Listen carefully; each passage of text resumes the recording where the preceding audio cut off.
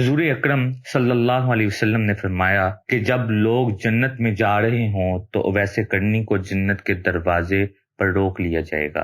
حضرت اویس کرنی کون ہیں؟ اویس نام ہے، عامر کے بیٹے ہیں، مراد قبلہ ہیں، قرن ان کی شاخ ہے اور یمن ان کی رہائش گاہ تھی۔ حضرت نے ماں کے حد درجہ خدمت کی، وہ آسمانوں تک پہنچی۔ اویس کرنی حضور کی خدمت میں حاضر نہیں ہو سکے۔ جبرائیل علیہ السلام آسمان سے پہنچے اور ان کی بات حضور نے بیان کیا، چونکہ حضور دیکھ رہے تھے کہ آئندہ آنے والی نسلیں اپنی ماؤں کے ساتھ کیا سلوک کریں گی۔ ایک سائل نے سوال کیا، یا رسول اللہ صلی اللہ علیہ وسلم، قیامت کب آئے گی؟ تو آپ نے ارشاد فرمایا، مجھے نہیں معلوم کب آئے گی۔ تو سائل نے کہا کہ کوئی نشانی تو بتا دیں۔ تو آپ نے فرمایا، جب اولاد اپنی ماں کو ذلیل کرے گی تو قیامت آئے گی۔ حضور نبی کریم صلی اللہ علیہ وسلم نے حضرت عمر رضی اللہ تعالیٰ عنہ اور حضرت علی رضی اللہ تعالیٰ عنہ سے کہا کہ تمہارے دور میں ایک شخص ہوگا جس کا نام ہوگا اویس بن عامر، درمیانہ قد، رنگ کالا، جسم پر ایک سفید داغ۔ حضور علیہ السلام نے ان کا حلیہ ایسے بیان کیا جیسے سامنے دیکھ رہے ہوں۔ وہ آئے گا، جب وہ آئے تو تم دونوں نے اس سے دعا کرانی ہے۔ حضرت عمر رضی اللہ تعالیٰ عنہ اور حضرت علی کو اویس کرنی کی دعا کی ضرورت نہیں تھی۔ یہ امت کو پیغام پہنچانے کے لیے کہا ہے کہ ماں کا مقام کیا ہے۔ حضرت عمر رضی اللہ تعالیٰ عنہ حیران ہو گئے اور سوچنے لگے کہ حضور کیا کہہ رہے ہیں کہ ہم اویس سے دعا کروائیں؟ تو حضور صلی اللہ علیہ وسلم نے فرمایا، عمر، علی، اویس نے ماں کی خدمت اس طرح کی ہے، جب وہ ہاتھ اٹھاتا ہے تو اللہ کی دعا کو خالی نہیں جانے دیتا۔ حضرت عمر رضی اللہ تعالیٰ عنہ 10 سال خلیفہ رہے، 10 سال حج کیا، لیکن انہیں اویس نہ ملے۔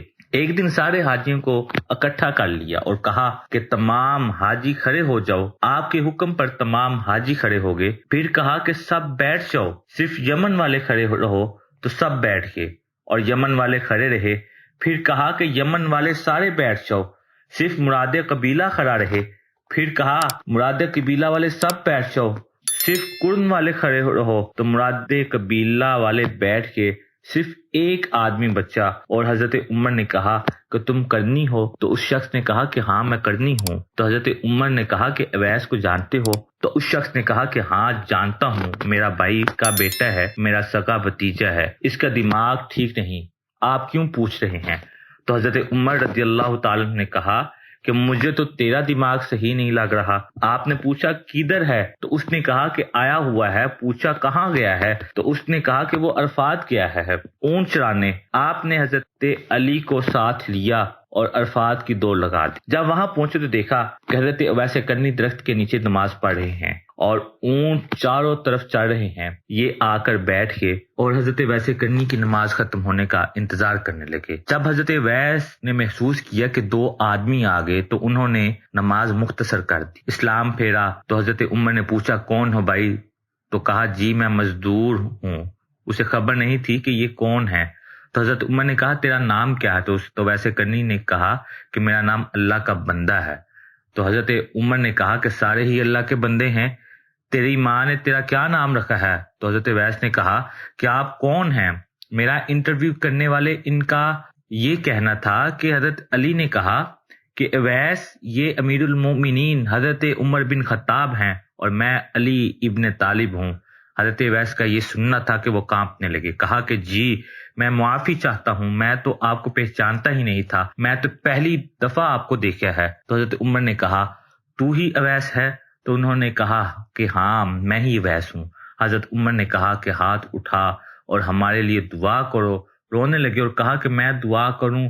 آپ لوگ سردار اور میں نوکر، میں آپ کا غلام، میں آپ لوگوں کے لیے دعا کروں؟ تو حضرت عمر نے کہا کہ ہاں، اللہ کے نبی نے فرمایا تھا عمر اور علی جیسی ہستیوں کے لیے حضرت اویس کے ہاتھ اٹھوائے گئے۔ کس لیے؟ اس کے پیچھے جہاد نہیں، تبلیغ نہیں، تصوف نہیں، اس کے پیچھے ماں کی خدمت ہے۔ جب لوگ جنت میں جا رہے ہوں گے تو حضرت اویس کرنی بھی چلیں گے۔ اس وقت اللہ تعالیٰ فرمائیں گے کہ باقیوں کو جانے دو اور اویس کو روک لو۔ اس وقت حضرت اویس کرنی پریشان ہو جائیں گے اور کہیں گے کہ اے اللہ، آپ نے مجھے دروازے پر کیوں روک لیا؟